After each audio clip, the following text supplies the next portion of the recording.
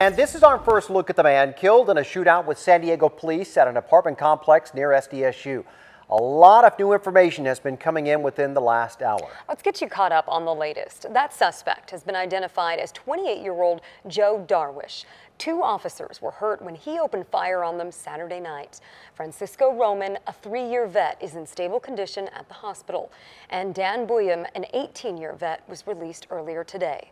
New today, Team 10 learned the shooting suspect had a past mental and criminal history and shouldn't have legally had guns. We kick off our coverage with our 10 News anchor Vanessa Van Hefty. And Vanessa, you spoke to a neighbor who actually got a restraining order against that man. Yeah, here's a copy of that restraining order that was filed. She lived right next door to Darwish here down the hall. For months, she has been too afraid to come back here until today. It was hell, and every single day of my life, I was terrified. Heather Dimitru spoke with us over FaceTime today. She lived next door to Joe Darwish. She said she called the police many times when he had mental breakdowns. She even tried to get him help. She says on his meds, he was a good person. Off his meds, he was dangerous.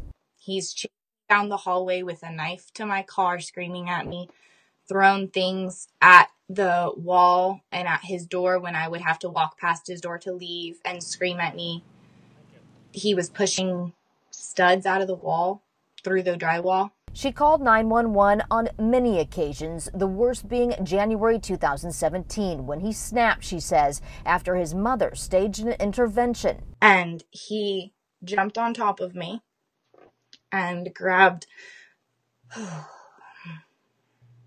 the side of my head and used my hair as a handle and smashed my head into the ground repetitively right outside my unit until I lost consciousness. Heather says her heart goes out to the officers who were shot. She wishes that she would have succeeded in getting her neighbor the help he so desperately needed. I just really felt like saddened because it didn't need to get to this point.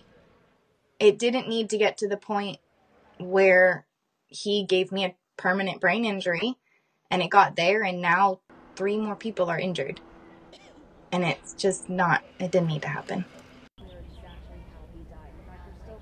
Heather says she has memory loss. She also had to drop out of school due to PTSD. Darwish has a long list of criminal convictions, and we'll share those with you tonight at 7. Reporting live from Orlando, Vanessa Van Hefty, 10 News.